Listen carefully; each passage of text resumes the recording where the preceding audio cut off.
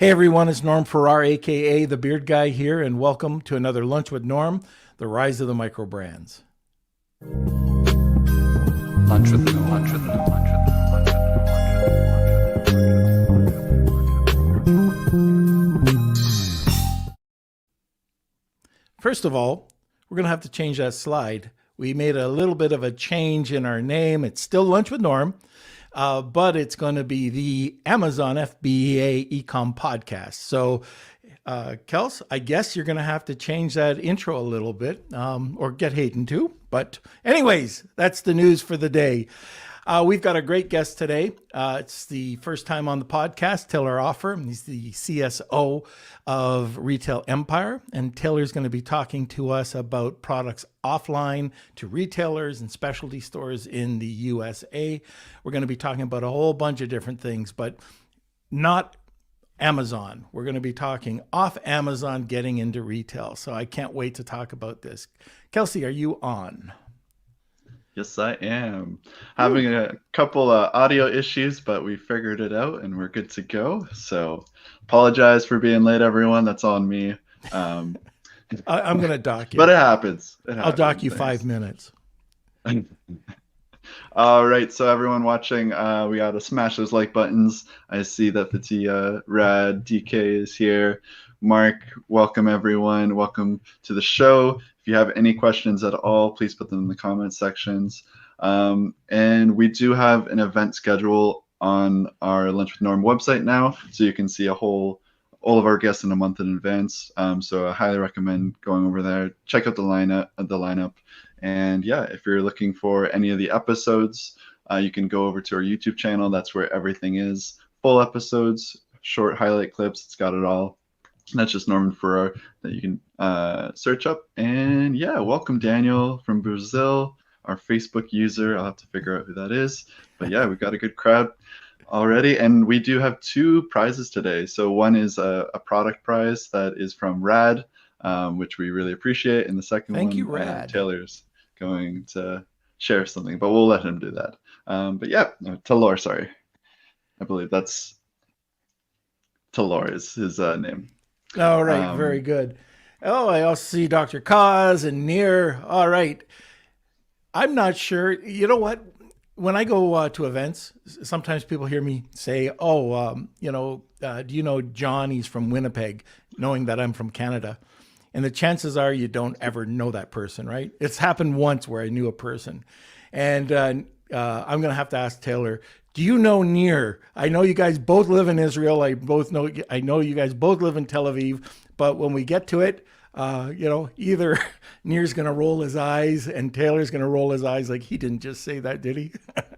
But anyways, if you have any comments, throw them over into the column. We'll try to get to the questions. If we can't get to the questions, we'll post them in the group and we'll get them answered for you. But sit back, relax, grab a cup of coffee, and enjoy the show. Taylor, do you know Near? Hi. Yeah, I believe I know. I know a bunch of Near. I believe you're talking about Near Rave. Yes. Yeah, of course I know him. I even met him in person at least one time that I remember. And by the way, yes, back in here they call me Taylor, but in the States I'm usually called by Taylor. So either way is fine. And yeah, I know Near quite good, the best guy ever. Yeah, I agree. And Fatia, I just saw Lunch with Norm sounds great. Why change it? It's still going to be Lunch with Norm, except we're just changing the. It's not going to be the rise of the micro brands. It's going to be the Amazon FBA and Ecom podcast. So Lunch with Norm still exists. It's not going anywhere. All right, so. Taylor, why don't you explain a little bit about yourself for us that, or the listeners that don't know about you and what you do? Definitely. So thanks for the opportunity and for being here, having me here. That's the first of all, very important. It's like, after a bunch of time seeing, Lunch with Norm in a couple of places, it's like, an honor to be here. I started my road back at around 18 years ago. I used to live in China and I was there for like almost 7 or 8 years. I was quite lucky that I started with another partner, and we were one of the manufacturer of Walmart. Back at these days, online wasn't the thing at all. We're talking about 2002, 3, something like that. It was starting to be the online thing, but was very far from what we know today. And I never thought about online, so I was just selling Walmart and being very happy with my share. And it went in a way that I continued selling to other retailers such as Costco, and I also did denim line for a singer, maybe you know her, Beyonce. I was doing like something like 90% of her line back these days. It was very good. BCBG, Max Azaria, a lot of lines came in. And then around 2010, I got like, I got married and everything. And I thought like, okay, that's like, it's good enough. And I'm done with China, and I rolled myself back to Israel. But I was still, connected strongly to the US market. So I developed different private labels of my own, wearable tech accessories, some garments, electric items, and so forth. And again, I was focusing on offline, on department stores, because that's what I knew. I didn't know anything else. I mean, I've seen people starting to sell on eBay back in these days, and I heard a couple of times something about Amazon, but I wasn't sure what is it about, and I couldn't understand, the potential, because I was like, imagining that if you sell a piece or 2 or 5 or whatever, 100 a day, like, that's not my thing, because I was selling bulk. I knew only, by thousands or whatever. So it went, in my life and in my career in a way that I was, always in retail. And then around 2014, 15, 16, and so forth, Amazon became like a huge thing. And there's so many sellers started, to join that party. And I kind of, got to know a few of them. Around 2017, I ended up with my last line of products, which was the wearable tech accessories, which I sold to around more than 60 different retailers in the States. We're talking about Macy's, Bloomingdale, Costco, Target, TJ Maxx, Home Goods, Burlington, you name it, like all of them. I just developed what I knew, because I knew how to work with retailers. It's a certain language, like you have a language on Amazon. So it's a certain language that once you know the language, you know how to implement and how to use it in a conversation with the other side, so that they know that and then they feel fine. Because if the other side, the retailers, would feel in any way that you don't know what you're doing, or you're not 100% familiar with the retail offline business, they would be very afraid to work with you. Because for the retailers, it's all about delivering. If you don't deliver in terms of branding, in terms of pricing, in terms of product, of course, but if you don't deliver, it's a big headache for them, because they are working, upfront, like 2-3 seasons upfront. Like I'm getting orders now for September, October, and sometimes even for January 22. Like, yeah. So I ended up at 2017, and then I thought, like, what's going to happen next? And I was lucky, because out of the woods a lot of people came and approached me saying, hey, I'm selling on Amazon, and another one. And I was like, all right, you're selling. What can I do for you? Like, what is the purpose? And they were like, we're selling on Amazon. We do understand that the big market is out of Amazon. We're doing it, like very nice figures on Amazon. But then if we already have the private label and we are producing, and we know all about, Chinese manufacturers and logistics and, BOL, PL, CI, all these terms and everything, why wouldn't we use the power that we have, all this, all this structure, to grow the brand nationally? And then I was like, fine. And I started with two of them actually, and it went good. I just, had to do like a lot of adjustment from online to offline, because, the terms were different, the packaging was different, everything was different. A lot of offline people usually talks about the packaging. The packaging is a very small part of the offline. If you communicate like with whatever Family Dollar or all these stores, even if you don't have the right packaging, it's adjustable. They would say, all right, if you're doing like a cut to order with them, like, upfront order for like the future, like 6-7 months ahead, they would come up with their own, ideas for packaging, and they work on it with you. So like the packaging is not that big issue as people present it. It is an issue, but not, the biggest one. Yeah, that was quite a long brief about me, but just last thing. Since then, I was like, I was doing two things, which I'm still doing today. And one of them is coaching people how to take their lines from like online to offline. And then the other thing is to do my own products that I'm selling in retail. And well, both for, for the money and for living and everything. But I did understand that if I'm not going to sell my own products offline, then I'm going to tell people theories and not facts. See what I'm saying? Because the market is changing, and we saw that like very clearly last year. But the market is changing even without 2020, sorry. Is the market is changing quite fast. So since it's changing fast and there's a lot of movements inside the retail and inside the different channels, it's not only the retail, there's other channels.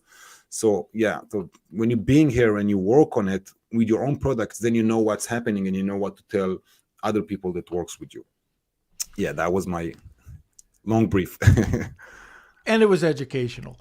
So Just trying to. if you're an Amazon seller, so this comes up, and we're hearing a lot more about it, more and more, that Amazon sellers want to go from Amazon, go off of Amazon, get into retail.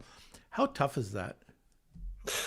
Well, I don't think it's that tough because, as I mentioned, like, most of the structure, if I'm looking at, that was the thing with me, for me, with working with Amazon people, and I did so quite a lot, still doing that. If I'm telling them whatever, what's your landed price, what's your MSRP, they know the terms, they know some of them, and even if they don't, they catch up very fast because they know what happens in China. They know how it is. If you're telling them, what if I bring you an order for like in 3 months that you need to execute, then the guy would tell you, no way I could do that. I mean, you can calculate 1.5 months of production, another month, on the water, and then another 2 weeks just to be secure for all the custom release and everything. But then they would tell you no. I would say why, and then they would explain, different reason. And that was like, that's the thing with Amazon people, that most of them, they know what it takes in terms of production and private label. The thing is that there's, different levels in your branding and different levels. And I know that you guys spoke about, in your podcast, you spoke about branding quite a lot. And it's very appreciable because branding is one of the things that, like, it's like when you meet a person and the first thing that you see on him would, this will occupy you along the way. It will take you a long time. It will take the other person a long time to change your mind. If he saw something in the very first meeting you had, that's like the first impression, right? So it's the same thing with branding. So, I mean, I'm seeing a lot of tips and I'm hearing a lot of people dealing with branding and then thinking that at the end of the day, the majority of the work around, and for Amazon seller, around going from online to offline is around the branding. And I would not even call it branding. I would call it wowing.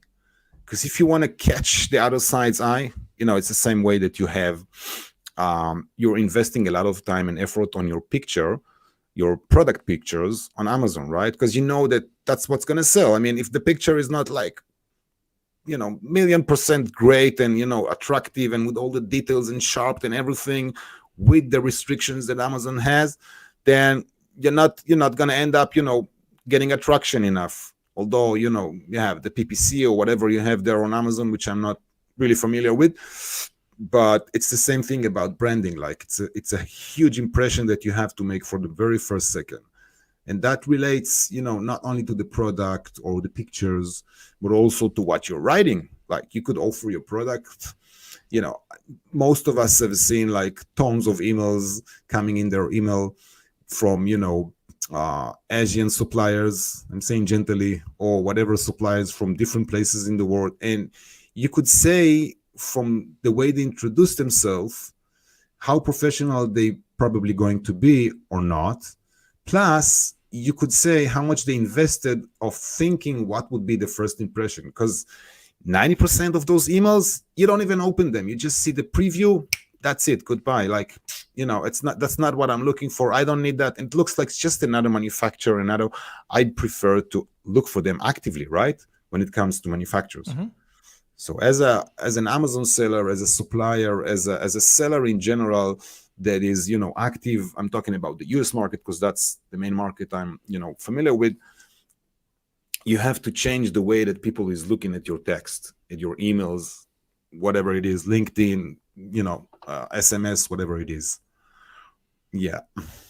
Well, in the U.S., here in Canada as well, there's a lot of negative information coming out about retail right now.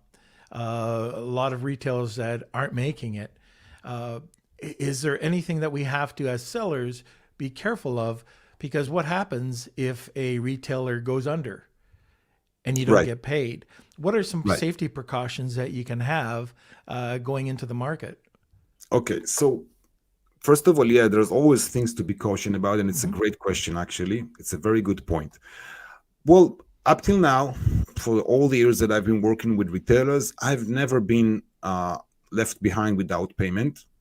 The only two cases I had issues with getting the money on time, which wasn't on time, was one of them with Walmart, and that was their fault, and another one with Macy's, which was my fault. I just didn't, moved all their EDI and all their, constructional whatever paperwork properly. So that was my bad. But usually, not usually, but all the time they are paying. They're just paying. They respect. I mean, purchase order and an invoice, especially in the USA, has a legal position. It's like it's like if you go to court, nobody can deny that. That's number one. Number two, a caution step I would take is to read a bit about the company. I mean, if it comes to big companies, Costco, Walmart, Target, that everybody knows that are on the top 20, 30, you have nothing to worry whatsoever. But let me give you an example. I had a nice deal with Bills of Florida around June last year, something like that. I had a $250,000 order, and I was like worried because I've never worked with Bills before. I worked with other section that belongs to the same headquarter, but not with Bills of Florida. And when I when I Googled them, and I was usually I'm trying Wikipedia because that's, the most reliable information that you could get. Something popped like Chapter 11. And I was like, oh my God, Chapter 11? Bankruptcy? I took the PO. I'm obligated, right? And then I digged a little bit more and I realized that there are two companies, Bills and Bills of Florida. So Bills of Florida were doing great with 500 stores back at that time. I'm talking about almost a year ago. And they were even growing. And those Bills, which is another retailer, smaller with 20 or 30 different stores, they were under bankruptcy. So if I was having a PO from Bills and not Bills of Florida, obviously I would stop right away the whole process, right? I wouldn't get to that point, actually. I was just, so that's a good idea of being cautious. I know that there's a lot of people talking about retail apocalypse, and it's been, out there for like years. I've been hearing this for like almost 7 years by now. And, yes, there are retailers that are having bad times, hard times. If you look at TJ Maxx stock, I think 2018 or 19, they had like a few, I think even a month or two of, dropping down quite dramatically, but it doesn't mean anything. So it really depends on with which retailer you're working with. But the thing with retail, and you have to keep that in mind, and this is part of what I wanted to speak about, that I mean, Amazon is like almost something around 10 to 11% out of the retail market in the States. Now, people tend to think that it's like 50, 60%. When I'm asking this, on live sessions and everything, then that's what people usually answers. But that's incorrect. Like, that's what they are. They are 10 to 11% out of the market. If you look at the .com, for instance, like, if you look at the .com, then you would see like Office Depot or Home Depot.com, and you would see Macy's, which were number 10 and they're number 9 now across the top 10. And you would find Target, I think, number 6. And obviously Amazon are number 1, Walmart number 2, and Etsy and eBay, the first 4. That's obvious. But then on the top 10 and top 20, you would see the online of the offline. Why am I saying that? Because besides, apart from the physical stores, there's so many other channels across that 90% out of Amazon that people usually tend not even to think or to look after them. So this is one channel that I could tell you that is great channel. Now people are selling on Walmart.com, Wayfair. Some of them are sophisticated and trying Costco and succeeding as well. But then think about it. You have the top 20 which are selling like insanely. Why wouldn't you sell on all those platforms? Why selling on 2-3 of them, right?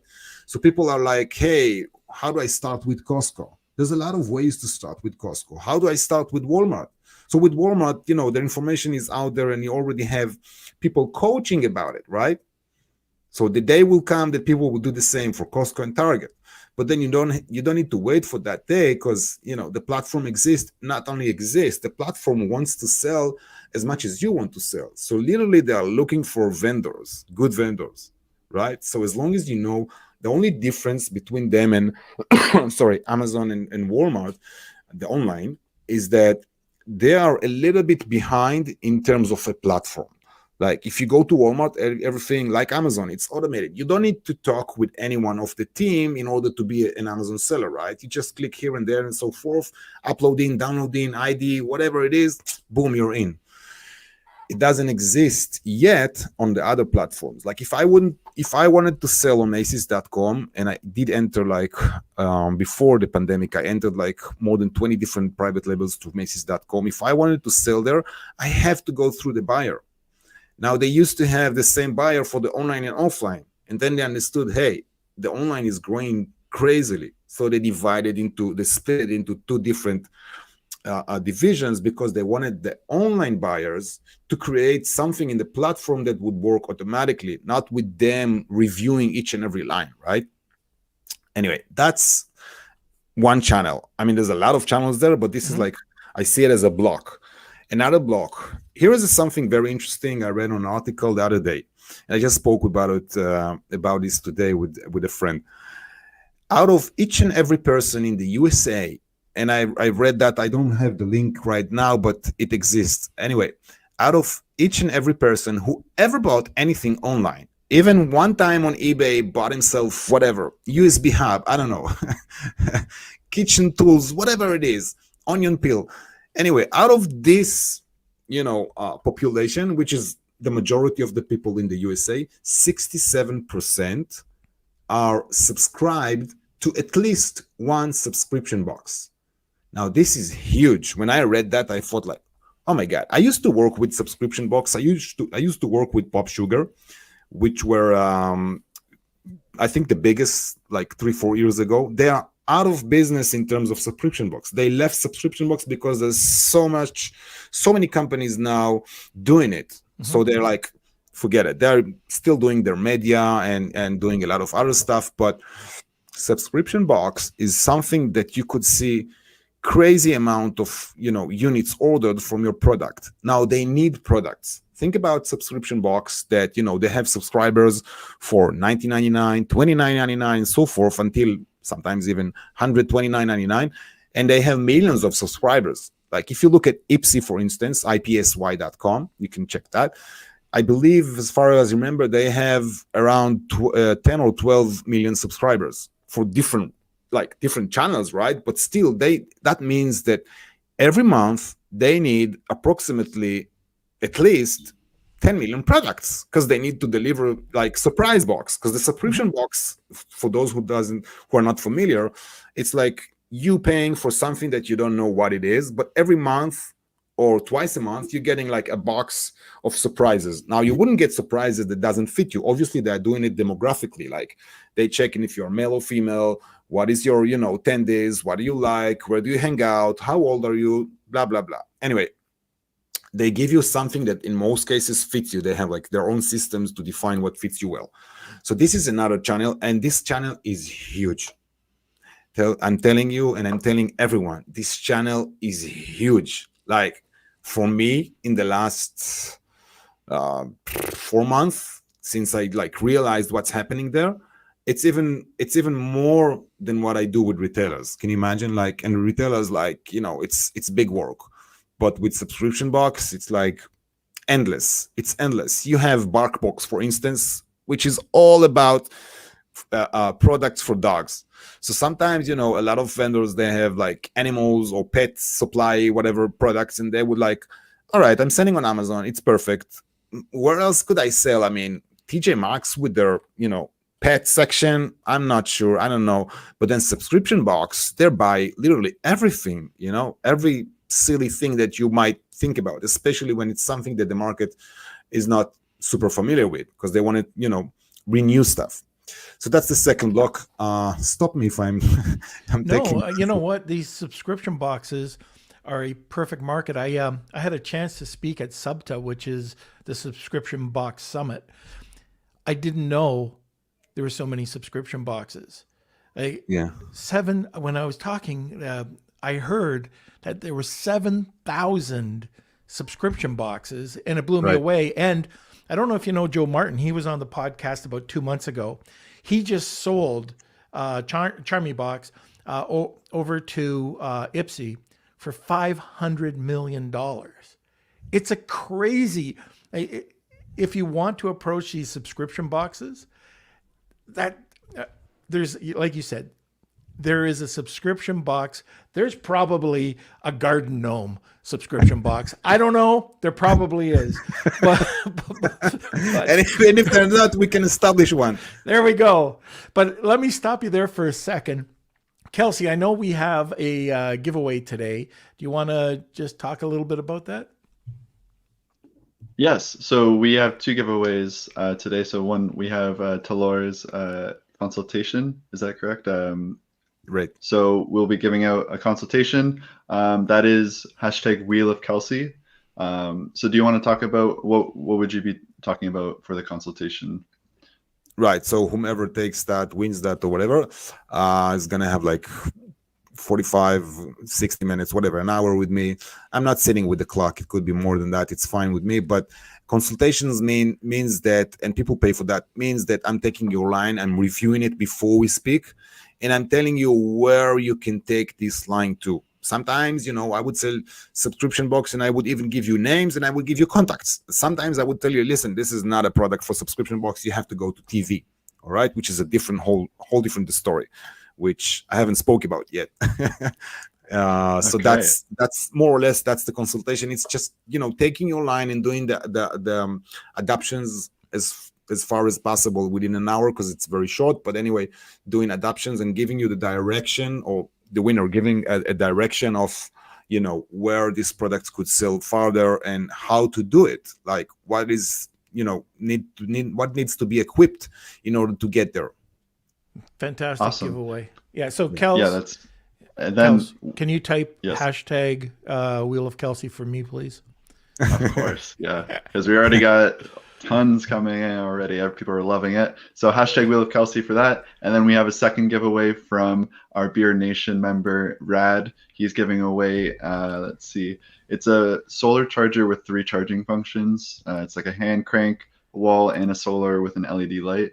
So that is only available for US and Canada, Mexico only. So if you want to enter in that, get a free LED solar charger. That is hashtag We Love Rad. Okay, so there's 2 giveaways. Rad is awesome. He's got a great brand. He does it right, and just happy to have him as part of the Beard Nation. Thank you, Rad. All right, so let's get back to it, Taylor. Oh yeah, one last thing. If you like what you're hearing, smash those like buttons, subscribe, ring the bell, do whatever you have to do. We'd love to have you as part of the Beard Nation. Kelsey's going to put the links in there. And I guess Kelsey says I have to say that at least twice a podcast. So back to you. That's a good one. So we were talking about subscription boxes, and one other thing I'd like to say about a subscription box is that if it's a recurring product, if you have a recurring product like a bar of soap or a pet chew or whatever it is, and you can get into a subscription box, that's incredible. The other thing you can look for with subscription boxes is it might cost a lot, but they have an incredible captivated audience that you can advertise to. So you could either buy the list or you can start advertising on their website. But there's all sorts of ways that you can extract customers from a subscription box. And by the way, guys, Kelsey will put up the link to Subta, but Subta is an incredible event. It happens a couple times a year. And if you wanted to learn about subscription boxes, that's the place to go. All right. Awesome. So yeah, you just mentioned Ipsy. You know, I started working with a private label cosmetic ones, face care or something like that. Anyway, about a month ago, and I told the lady, like, you know, this has to go to a subscription box, but we still have to do branding and everything. We did everything very fast, and then 2 weeks ago we applied both Ipsy and Cosbox, which I have relation with. Ipsy ordered the first order of 101,000 pieces, which was like, you know, she was like, "What? Are you kidding me?" She was like, she was shocked, you know. And then I said, and then she said, "I don't have that enough inventory on the ground. I have like less than half." I said, "That's fine. They're gonna give you like, you know, they're gonna give you time to produce it. They don't expect you to have such an inventory on the ground." The second order, which still negotiating, is 350,000 pieces, which is like, you know, it's like an imaginary numbers when it comes to just stepping in to start working with them. And then Cosbox ordered like 85,000 pieces of another product from her and giving her a blanket order, which means like a future order, all, you know, in the next quarter, of another I think 80 or 90,000 pieces. So that's more or less where they are. But again, you have to know how to work with them. You cannot just say, "Hey, here is my products," as we mentioned in the beginning, you know, like, here is the products and do you like it, yes or no. It doesn't work like that. It has to be a little bit more sophisticated. Another very interesting thing that I did, I mean, I did like 3 or 4 years ago, I believe, you know, ABC channel, right? And they have Good Morning America on Thursdays and Saturday mornings, and they also have it different segment, but they also have Friday night. So anyway, I did a segment with them with the other products that I had back at that time, and I was selling with because I had relationship with her secretary. Her name is Tori Johnson. I believe you know the name. Yep. And Tori Johnson is running a segment under Good Morning America, which is named by Deals and Steals. This is just an example, because there's so many other segments that are very good in TV. They're taking obviously like their cut from these sales, but I sold like in 4 hours, and I could sell it in 1 hour, but they had to wait for the West Coast to wake up, because they're like, you know, time difference, 3 hours and everything. They just slow down the inventory, saying like, "Please come back, visit us later, ran out of stock," or whatever, because they had to wait for West Coast. But anyway, in 4 hours, I sold over $150,000 worth of goods, which was like, you know, I would never expect to do so. And I realized that I have a lot of power in TV, but then I didn't do anything with that because I was, whatever, busy with other stuff. So my team just found the girl who replaced that girl that was an assistant for Tori Johnson. So I got to start to work with them again, and I'm looking at the numbers. So I was asking her assistant, I was asking her, "Halle, what is the minimum like wholesale value of goods that you want to have in my warehouse ready to ship before the show?" She said, like, if it's less than $150,000 of worth wholesale, which means $300,000 retail, right, more or less, then we won't even start the segment. We won't even let you in. That's how it works with them. And they have, think about it, they have every Thursday and Saturday, they have 6 different private labels selling. So it's 12 different line of products every week, 12 of them. And that's only GMA, Deals and Steals. It's a very particular thing, right? So when I've seen that, I was like, oh my God, I was missing here something again, because I was like running after TJ Maxx and their buyers and, you know, Burlington, Home Goods, a lot of headaches and paperwork and liability and so forth. And then, hey, it's under, you know, it's just on the floor waiting for you to pick it up. And then if you look on YouTube on all these channels, especially Deals and Steals, they're the products that are, you know, they're selling like what was it? And you know the home sleepers like with animals on it, like, you know, with a lion and with whatever shape it has. that kind of stuff, and you think like, oh my god, this is not even special. I mean, it exists for like 3 decades or something, right? But the guy just went there and said, hey, I want to sell here, and boom, he is. Yeah. Wow. So that's another block of opportunities where to sell out of Amazon. Can I talk about one other thing? So, if you have a successful brand on Amazon, I get these types of emails, and I like to know your opinion on how can you see the ones that you can trust. What I'm talking about are these distributors and wholesalers that contact you and say, "Oh, look, I'm the biggest distributor of XYZ. I want to buy your product, and I want to sell it, to these different retailers or these different wholesalers." And you get these, and for the most part, I just delete them because I think a lot of them are just a bunch of crap. But are there any? Is there any way to make sure, or are there any hints on how to follow up with these types of emails that could get you in the door? If you don't want to do this yourself, it is a bit of work.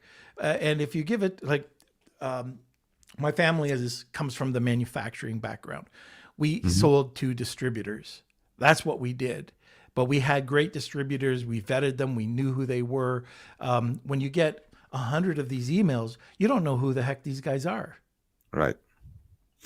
Well, I've never ran into such a question, and to be honest with you, usually people who is like asking me about this are asking me how to get to those distributors, not how to define which one are the best. So you're having like most probably a very good product in hand. But what I would do, I wouldn't delete them. I would look at each and every one of them. I would seriously take the time to do so and find out who's the most serious one. First of all, obviously you have to Google them and see like who's the guy who's talking with you. Does he have any presence offline? Does he have any presence whatsoever online? What exactly is he doing? And if the first impression is, at least, whatever, 70-80%, then I would book a call. Now in a call, you can limit it, and that's what I do usually. Limit it to a quick call of 10 minutes maximum. Now, if the guy sounds, super interesting, or the girl, if the other side sounds super interesting and super knowing what they're doing, then yeah, I would take the call further. That's number one. Number two, you could, before the call or before you even, respond, think about what, in terms of numbers, could you give? Meaning, if the person is buying, if a company is buying products from you and they are reselling it, it means that they have to be very sharp in pricing. Most cases, it will fall under the pricing. Okay, because let's take the assumption that you would not want to go directly to TJ Maxx. You don't want that headache. You don't know how to work with them. Forget it. I mean, I'm not running far. I'm running near, right? In that case, you have to keep in mind that pricing is very sharp. If someone tells you that he wants to sell your products to TJ Maxx, most probably it will not happen, because TJ Maxx, what they do, and that's a good example, but all the discounters are doing it, like Sam Club. It's the same thing with Costco, although they are not really a club, but with Costco the same. Burlington for sure, because they are the bigger competitor for TJ Maxx. Home Goods, all the discounters, the off-price, all the dollar stores as well. Very hard to work with them in terms of pricing. What TJ is doing, and that's like leading the market. They are leading the market in terms of what they do, and others are trying to do the same.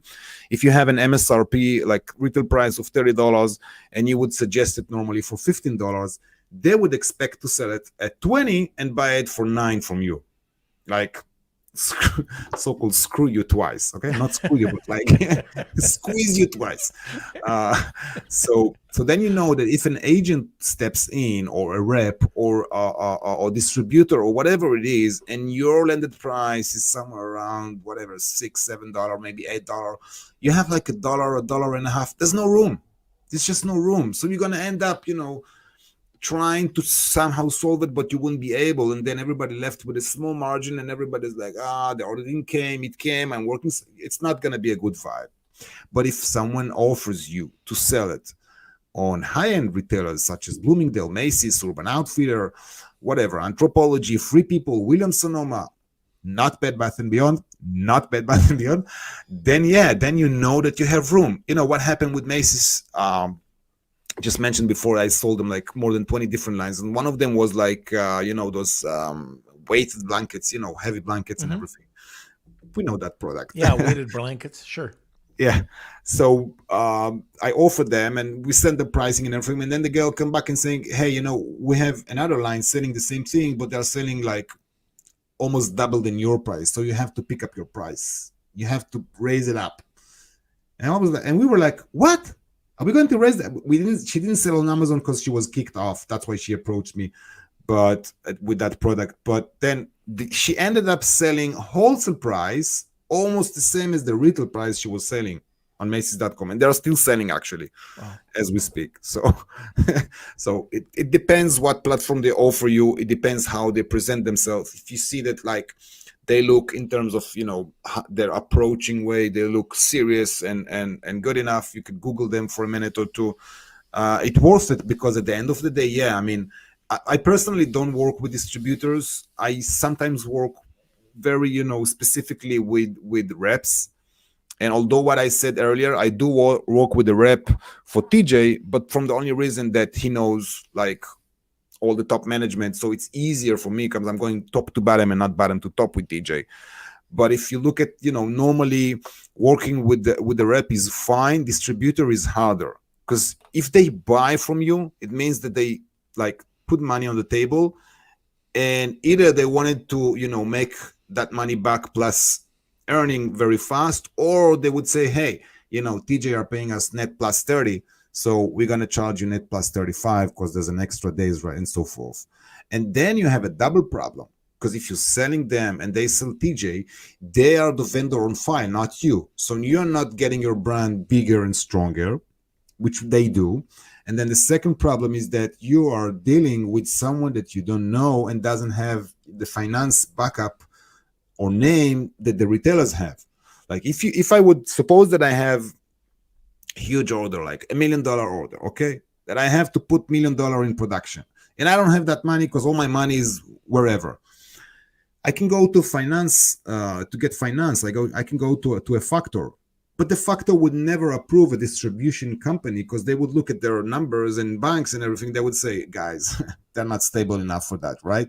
But if they look at TJ or Macy's or whatever, Williams-Sonoma, as we mentioned, definitely, you're going to get factor paying you the production and help you. Taylor, just for people who don't know what factoring companies are, can you just let us know? Yeah. Factor, I'm talking to you because I know that I kind of understand that but you're totally right. When it gets to orders that sometimes you don't have the cash flow to finance them, like you're getting a huge order and then you say, wow, this is nice, but I don't have $500,000 or even not $50,000 to finance it. Then you go to a factor. A factor is a small bank, let's call it, not official bank, but just a company that has its capital. And what they do is they check your paperwork and check who is, the company who gave you the order and who you are and everything, and they could finance the order. So then you have everything paid from their side until you get paid from the company, which is whatever, TV, retailer, whatever it is. So they're like kind of your bank. The thing with the bank is that the bank is, making it harder for people to get like orders financed. And like if you go to the bank and you say, hey, this is from Macy's, they would say, Macy's? Who are they? But a factor, a factor such as, for instance, Rosenthal in New York, they are familiar with this market. They know that, a lot of importers, distributors, Amazon sellers as well are like, in a need to finance different orders coming from different direction and not necessarily having all the capital for that. So that's what they do as a business. And they charge whatever. The lowest I've seen was 1.5%, but it could get to 4 or 5%. It depends, at the level of the deal. So really,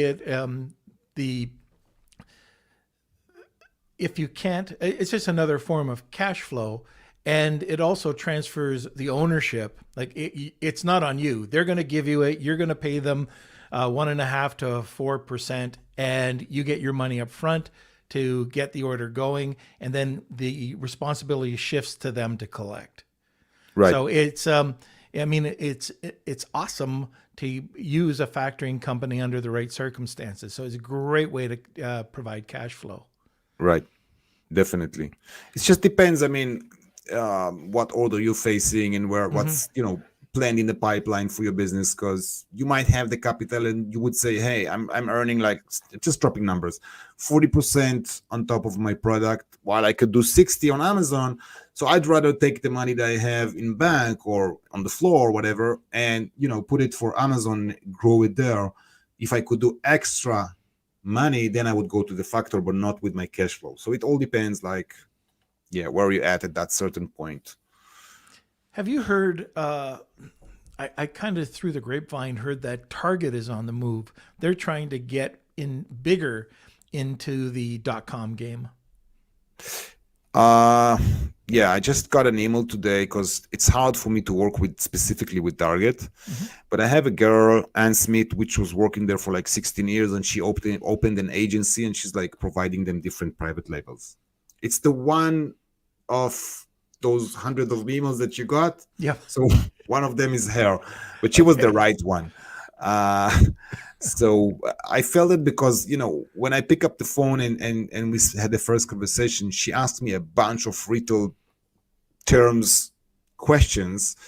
And when I answered, immediately I knew that she's like, she knows the language, and she was laughing at the other side. She said, I'm so happy to talk with you and everything, because you know what we're talking about. But then she was for Target. And then she just emailed me today because I presented another different private label to her. And she said, all their team are not back from their vacation. And I'm like, vacation? What a vacation? Is there a holiday that I haven't heard about?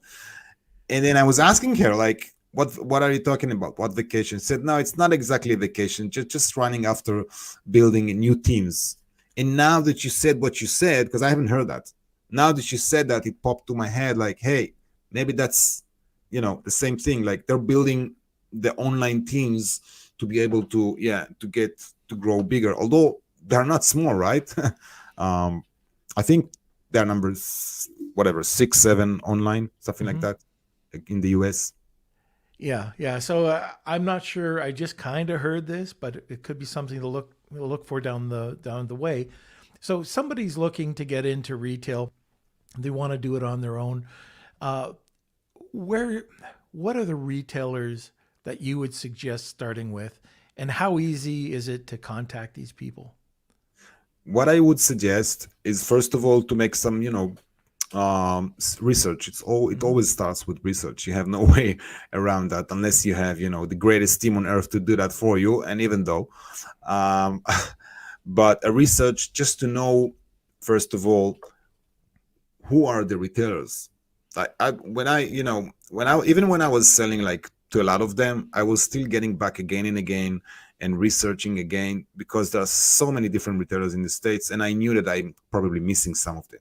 So the first thing to know is who are the retailers, and it's quite easy to find on Wikipedia or on Google. You can even search on Google with, advanced search of, Excel files, and you can find ready files with all the retailers. And then you would have to look one by one, or someone from your VA or whatever, to check if this category exists for your products. Like if you're selling whatever, skincare, kitchen, toys, you have to make sure. I mean, you wouldn't apply Bass Pro, for instance, where they are outdoor products company. You wouldn't apply them with toys, right? Because it's ridiculous. Nobody would answer you, and you would think like, "Hey, they're not answering me. It doesn't go to anywhere. I'm wasting my time." No, you're not wasting your time. You're wasting your energy, because you have to go, in the right direction. So that's, as I said, research, and then to know each and one of them from the category, and then, yes, you can apply to them. The biggest rule I could ever tell as a first step is not to fill in any online form. Forget about online forms. These forms are going to the garbage. Trust me on that. I can tell you stories till the end of the night, insane stories, and I'm hearing it from inside. It's going to the garbage, literally. What you do want to do is you want to see who are the title holders. Now you have to understand what title holders are there. Okay, it's not only buyer, it's not only sourcing manager. There are so many different like CMO, GMM, and so forth. You have to learn that a little bit. You can also Google that, like in terms of how the structure is built in terms of their buying teams. It's not only buyers, and then you can approach them in different ways. There are different ways to find, phone numbers, emails, and I could say like the biggest title that I would have for this topic is LinkedIn. LinkedIn is literally a gold, it's like it's like a gold cave. It's insane what's happening there. Yeah. Insane. No, I love LinkedIn too for doing research. Okay, so let me see, Kelsey. I know I've seen a bunch of questions coming down. So why don't we answer a few? Okay, absolutely. From Fatiha, how do you approach subscription boxes to consider your product? Well, it's easier with subscription boxes because in most cases you might find them, the contact for suppliers in their website. It's as easy as that. You see how easy it could be? And if you don't, then you could click their name on LinkedIn and find, different direction there. Hopefully they respond to you. But again, I would suggest not to apply them until you know what you're offering, how you're offering it. And remember, wowing, not branding, wowing. Because if you're not going to wow them, you're going to get the impression or feeling you might get that, nobody wants your product, or they don't know what they're doing, or something like that. Forget it. That's not the case. There's so much, space and room for products in subscription box. So yeah, just make sure that you're doing it right. I like that. It's wowing. Exactly. Yeah. Okay, next question from Abu. What's a typical payment term with retailers? Well, it depends and varies. Usually they pay you net plus something. It could be 60 days, it could be 30 days. We haven't spoken about another block even, Farrar, it's amazing. Anyway, but you would be surprised to hear it's like negotiable. I mean, sometimes you get net 60. I've seen it with Zulily, for instance, which is another block of sales, like huge or not huge, big, real drop shippers, not drop shipper that takes from eBay and goes on Amazon, like real drop ship of thousands and thousands. But with Zulily, it's negotiable. I found that I was like insisting on 20 days and I eventually made it happen. So, but yeah, usually around a few weeks, I would say. Okay. It depends. Okay. All right. From Yaro, are you helping to the new Amazon brands get to retailers? What is the package you can offer? What is the approximate price? Yeah, definitely. That's around 50% of what I do these days is helping Amazon brands to get to retailers, not only to retailers, to various channels. I do have, and I think I will have the link later on screen somehow, but I do have like my website, retailempire.com, with a dash in the middle. And you could see there like different options with me of like, that's exactly that. Now, I would just explain for a second. So the Retail Empire is my website. And then you have different options of, working with me one-on-one, coaching, non-coaching, consulting, whatever you feel like. And there's also like a retail masterclass that I did with Amy Weiss, famous Amy Weiss, my big love from Texas. I love her. So that's, that masterclass is sitting on her website, which is amazing, at home.com/retail. That's what you're seeing there. Okay, very good. Yeah. Okay, great. Let me see. There's one from Dr. Kaz. Hey, Talar, are there top 5 ways of marketing sub boxes? If this would not be Amazon, I believe mostly using Shopify, right? Top 5 ways of marketing sub boxes. I will answer it in a second, but I'm just trying. This would not be Amazon, I believe, mostly using Shopify, right? Yeah. Okay. So you're actually answering, giving one way of the marketing yourself. The name is Dr. Koz. Yeah, Dr. Koz. Yeah, Dr. Koz. Sorry for that, Dr. Kaz.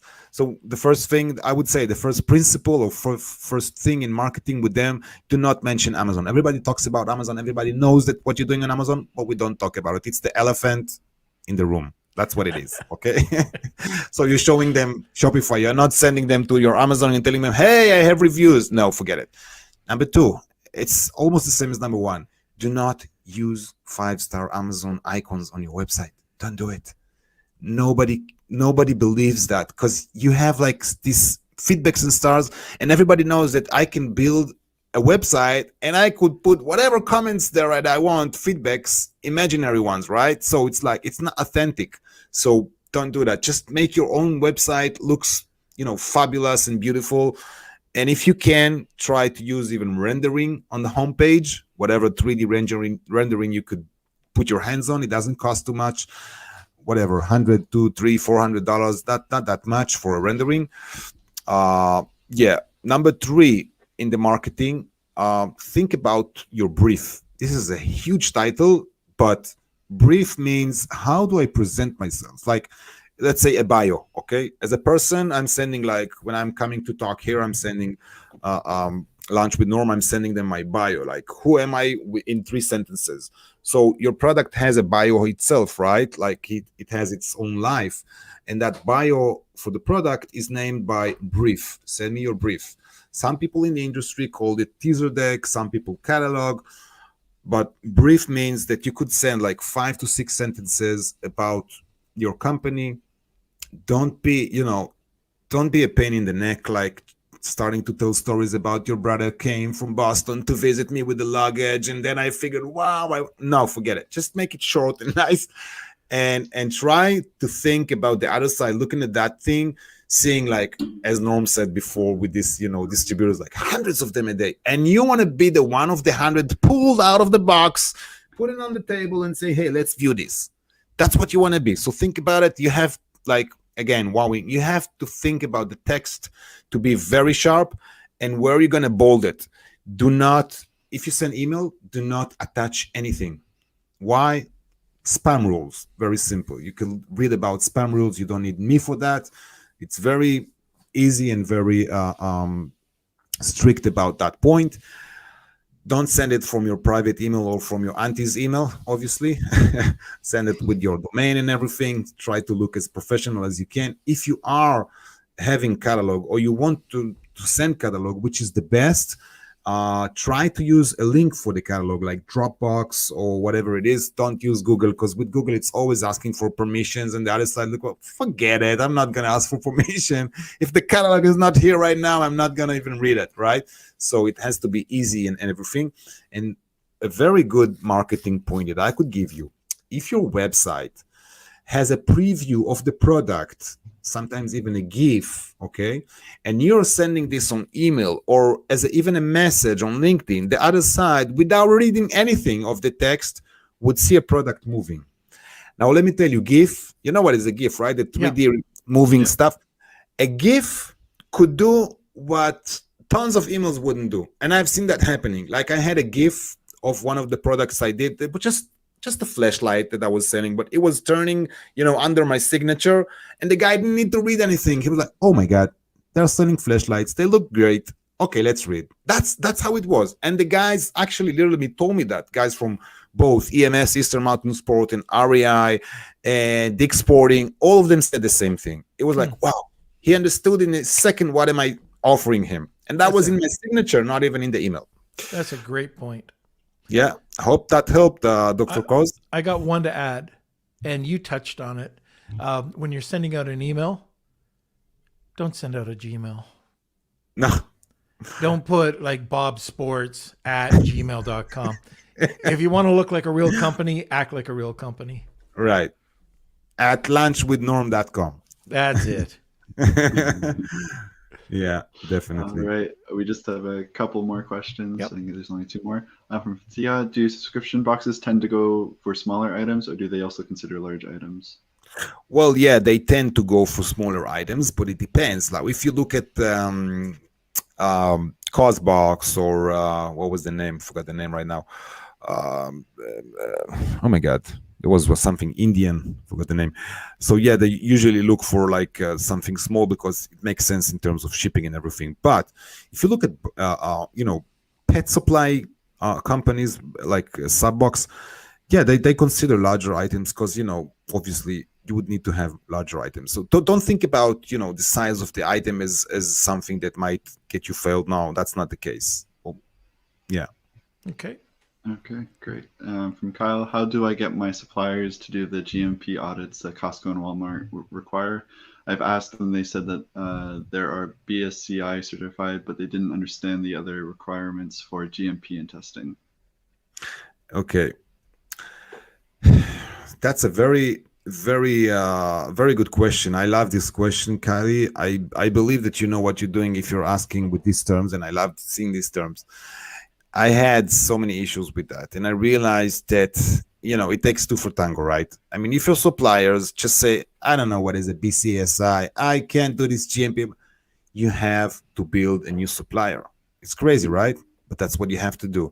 If you have two ways, if you're already communicating with them in a very high level, very went with them to karaoke back at 2019 or whatever, then fine. You can coach them, you can explain them, you can send them files, you can even land a QC company, because most of the QC companies knows these terms and they could help. It costs money, but they could help with such a process. Like if you go to SGS, it wouldn't be the right thing because SGS are too big to handle such thing. But if you go to smaller like BSI or all these QC companies, local ones, then definitely they could help. If both ways of using external supplier for that and helping with all the paperwork and explaining to the supplier doesn't work, you need a new supplier. Anyway, you always need new suppliers because this is life, business life. But I totally understand where you're coming from. In terms of audits, by the way, just so that you know, this is a very gentle topic. I had this topic with Kate Spade. They were killing me with their audits. They were sending people from Kate Spade, China, to check if the lights are really working in the toilet. I mean, come on, guys. Everybody here is cool. Everybody been to the toilet today. Who gives a damn about this light, right? But they literally checked that and marked it in the box. So it might be sometimes very hard with them. But then there are also external audit companies in Hong Kong, not in China, in Hong Kong, and you might be able to offer that. I don't know what relationship you had with Costco or Walmart, but you might be able to offer them to use an external company and not particular their company or their supplier or themselves, because Walmart themselves, they have people on the ground. I remember that because I worked with them and they were killing me in factories. But yeah, I was trying to do it like short, but yeah, this is a big topic. All right, so that's the last question, Kels? The last one, this is an easy one. I think you can do this one. Great show. How can I contact you? Thank you. Yeah, well, sorry, I was just going to say, before we get to that, that was going to be my question. Okay.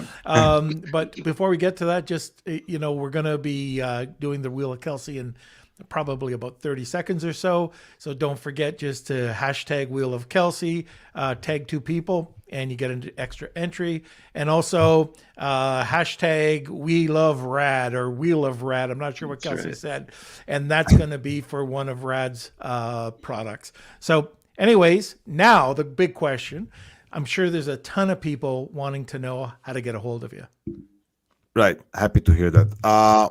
You're both by email. Like I could drop it somewhere, I guess. I think you have my email, right, Kelsey? Not my Gmail, but I just didn't know if you wanted to post it or not. Yeah, sure, no problem. info@retail-empire.com, Facebook. Also on my website, if you go to contact, you can text me on WhatsApp, LinkedIn, whatever platform that you want. It's the most straightforward ways to contact me. I believe that in terms of that's exactly that, and thank you for that. And I believe that one of the most important things and critical thing about working with people, working with companies, customers, everything, even with the retailers and everything, like being available all the time. Right, we have our time to rest and everything, but I know that if I have all these different platforms to contact me on my contact, then I know that someone from my team would answer, even if it wouldn't be me. but at least, because people sometimes say, well, I want to talk with this person, I want to talk with this company, I want to hear more. They don't want to wait for tomorrow, they don't want to wait for later tonight, they want it now, right? Like, it's like McDonald's, right? You want it right now, big size. Super size. Yeah. Okay, so I think we've got everybody. Do you want to head over to the wheel? Okay, let's do it. All right. All right, here we go. It's time for the Wheel of Kelsey.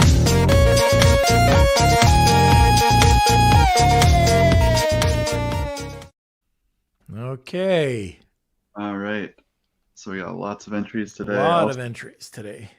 quickly shout out my friend Belia, who is joining the show and on to support me. So I haven't talked to her in a long time, but hi Belia, thanks for joining. But here we go.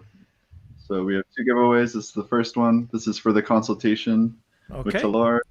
3, 2, 1. And thanks, Kyle. I'm glad you enjoyed the show. And Daniel. Great Okay, music. so Nir did say that if he won, he's going to give it to someone else. So I'm just going to redo it. All right. Yeah. Thanks, Nir.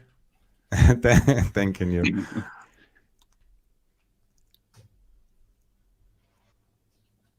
Who's that? Hey, Tony. Did Tony Sager get it?